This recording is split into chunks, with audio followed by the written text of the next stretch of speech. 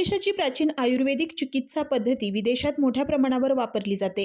मात्र भारत देशात आयुर्वेदिक आणि नैसर्गिक उपचार पद्धतीला अल्प प्रतिसाद मिळत असून अगदी दुर्धर आजारावर आयुर्वेदिक उपचार रामबाण ठरलाय.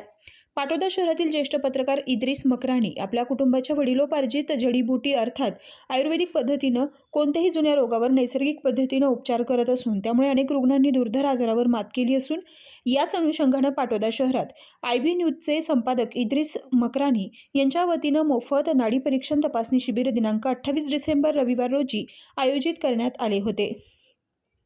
या शिबिरासाठी प्रसिद्ध नाडीतज्ञ डॉक्टर गोविंद कामटे सर, आयुर्वेदिक विद्या विशारद आणि नाडीतज्ञ तसेच डॉक्टर कृष्णा खरवडे आयुर्वेदिक तज्ञ तसेच डॉक्टर मुक्ती अब्दुल रज्जाक साहब यांच्या प्रमुख उपस्थितीत संपन्न झाले असून यामध्ये गुडघेदुखी, कमरेचे आजार, जुनाट सर्दी, ॲसिडिटी, मूळव्याध, मुतखडा, शुगर, कोड, सफेद डाग, हृदयरोग, हातापायाला मुंग्या येणं, वजन कमी करणं आणि वजन वाढवणं, केस गळणं, थायरॉईड, दमा, किडनी विकार, मायग्रेन, गजकरणं, खाज, सोरायसिस, व्यसनमुक्ती समस्या तसेच महिलांचे आजार यावर तपासणी आणि आयुर्वेदिक उपचार करण्यात आलेत. या शिबिराला पाटोदा शहरातील नागरिकांनी उत्स्फूर्त प्रतिसाद दिला. या प्रसंगी मराठी पत्रकार परिषदेचे तालुकाध्यक्ष अजय जोशी आणि पदाधिकारी उपस्थित होते. पाहूया यावेळी मान्यवर नेमकं काय म्हणाले. रहमतुल्लाहि व बरकातुहू। काफ़ी दिनों के बाद शहर पाटोदा आना नसीब हुआ और माशाल्लाह हमारे इदरीस चाव साहब की काफ़ी मेहनतें रही और यहाँ पर इस शहर में एक आयुर्वेदिक हेल्थ चेकअप कैंप रखा गया था और जिसका नतीजा ये हुआ कि 100 से ज़ायद पेशेंट यहाँ पर आए और आने के बाद में उन्होंने इस कैंप से फ़ायदा भी उठाया, जिसमें हमारे इदरीस भाई की काफ़ी मेहनतें मशक्क़तें रही और जो लोग यहाँ से दवाई ले कर के गए हैं, मैं अल्लाह रब्बुल इज़्ज़त से दुआ करूँगा कि अल्लाह रब्बुल इज़्ज़त सबको मुकम्मल फ़ायदा पहुँचाए। और हमारे साथ में जो हमारे डॉक्टर साहब वगैरह हैं, इनकी भी बहुत ज़्यादा मेहनतें का विषय रही और इनकी भी मेहनतों को अल्लाह रब्बुल इज़्ज़त कबूल फरमाए। और मैं शहर पाटोदा के तमाम तर दूसरे लोगों को भी यही दावत दूँगा कि नेक्स्ट जब भी कैंप यहाँ पर रखा जाएगा, आप लोग ज़रूर तशरीफ़ लाएँ, क्योंकि इस कैंप में 100% प्योर आयुर्वेदिक दवाइयों से ट्रीटमेंट किया जाता है और बिल्कुल एक तो 100% आयुर्वेदिक भी हैं और 100% रिजल्टेबल भी दवाइयाँ हैं।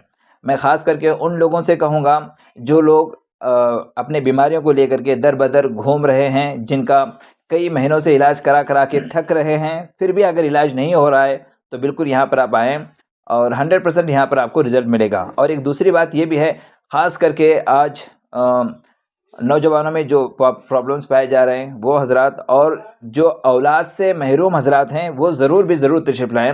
यहाँ से उनको कभी भी निराश नहीं जाना पड़ेगा, इस बात की 100% गारंटी है।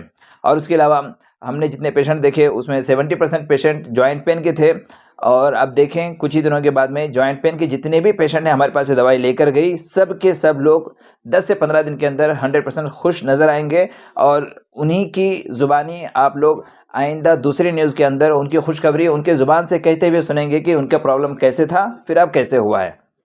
बस मैं दुआ करूँगा कि नेक्स्ट कैंप भी हमारा जल्द अज जल्द हो और बेहतर से बेहतर हो। अस्सलामु अलैकुम रहमतुल्लाहि व बरकातुहू। नमस्कार, मी डॉक्टर गोविंद कामटे।